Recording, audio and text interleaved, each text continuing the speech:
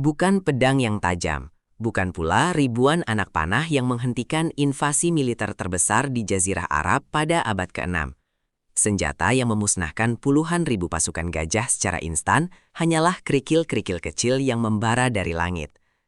Ini bukanlah kisah pertempuran biasa antara dua kubu manusia, melainkan sebuah intervensi ilahi yang mengguncang catatan sejarah. Batu sijil, batu dari tanah liat yang dipanggang dalam api neraka, dibawa oleh kawanan burung misterius untuk menghancurkan kesombongan seorang raja yang merasa tak terkalahkan. Inilah misteri kehancuran pasukan Gajah Abraha, sebuah tragedi mengerikan bagi pasukan penjajah dan keajaiban terbesar bagi kota suci Mekah. Kisah ini bermula ribuan kilometer di selatan Mekah, tepatnya di negeri Yaman. Seorang jenderal dan penguasa tiran bernama Abraha membangun sebuah katedral yang luar biasa megah bernama Al-Qulais. Abraha berambisi besar. Ia ingin membelokkan rute ziarah bangsa Arab yang selama ini menuju Ka'bah di Mekah agar beralih ke katedral barunya di Yaman. Namun, bangsa Arab menolak keras dan tetap memuliakan rumah peninggalan Nabi Ibrahim. Penolakan demi penolakan menumpuk menjadi kemarahan hebat di dalam dada Abraha. Karena sangat tersinggung, ia pun bersumpah dengan amarah yang menggelegak untuk meratakan Ka'bah dengan tanah. Demi mewujudkan sumpah liciknya, Abraha memobilisasi pasukan terbesar yang belum pernah disaksikan oleh Jazirah Arab kala itu. 60.000 prajurit bersenjata lengkap berbaris melintasi kerasnya cuaca gurun Arabia. Yang paling menakutkan, mereka membawa serta belasan gajah perang raksasa, monster-monster lapis baja yang dirancang khusus untuk menghancurkan tembok batu setebal apapun. Di barisan terdepan, Abraha memimpin langsung dari atas punggung gajah raksasa bernama Mahmud. Bumi seolah bergetar di bawah langkah kaki mereka, menyebarkan teror psikologis ke setiap kabilah Arab yang mereka lewati.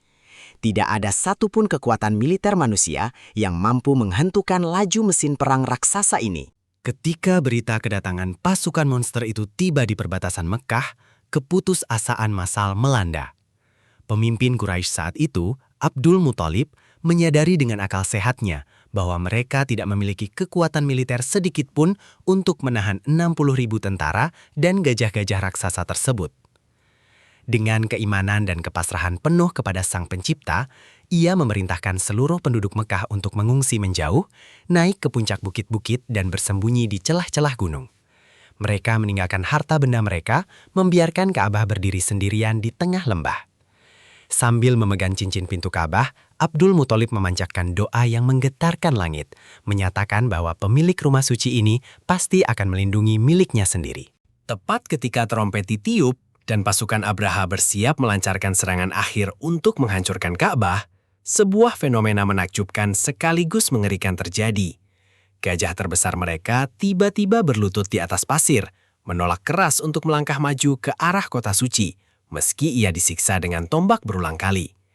Di tengah kebingungan dan kekacauan komando tersebut, langit di arah laut mendadak menghitam, bukan oleh badai pasir ataupun awan hujan, melainkan kemunculan jutaan burung misterius yang terbang bergelombang menutup cakrawala.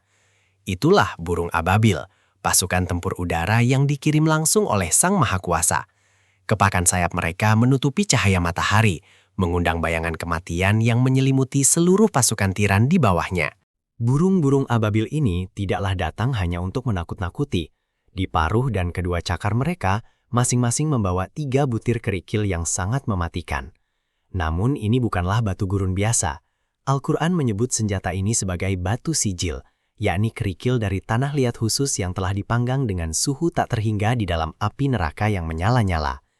Dari ketinggian langit, burung-burung ini melepaskan muatan mematikan mereka dengan presisi mutlak. Hujan meteor berukuran sebesar biji kacang jatuh melesat dengan kecepatan hipersonik, langsung menghujam formasi pasukan gajah yang terjebak di lembah. Tidak ada satupun perisai atau tempat berlindung yang sanggup menahan hantaman senjata udara pertama dan paling mematikan dalam sejarah peradaban ini. Dampak dari jatuhnya batu sijil tersebut melampaui imajinasi manusia yang paling mengerikan sekalipun. Setiap kerikil mungil itu memiliki daya tembus yang tak masuk akal. Batu-batu membara itu dengan mudahnya menembus ketopong baja, merobek baju jirah perunggu dan menghancurkan tubuh para prajurit dari ubun-ubun menembus hingga ke telapak kaki mereka. Al-Quran mendeskripsikan kondisi fisik para tentara penjajah itu dengan perumpamaan yang sangat akurat dan tragis, bagaikan daun-daun kering yang dimakan ulat. Daging mereka rontok terlepas dari tulang-tulangnya secara instan. Pasukan raksasa yang tadinya sombong itu kini luluh lantak menjadi tumpukan bangkai dalam hitungan menit.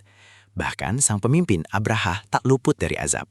Ia mati perlahan dalam kondisi paling hina di perjalanan pulangnya, dengan tubuh yang perlahan membusuk terurai. Kehancuran tragis pasukan Gajah Abraha oleh hujan batu sijil menjadi prasasti abadi dalam sejarah bahwa tidak ada satupun kekuatan militer yang mampu menantang kehendak Tuhan.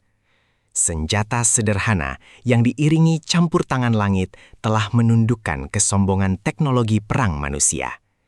Peristiwa epik ini kemudian diabadikan oleh masyarakat Jazirah Arab sebagai Tahun Gajah.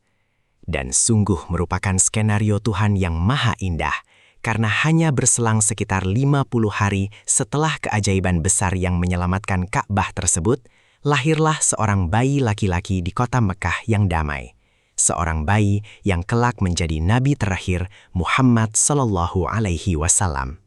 Beliau hadir untuk melanjutkan risalah tauhid di bumi yang baru saja disucikan dari kesombongan para tiran.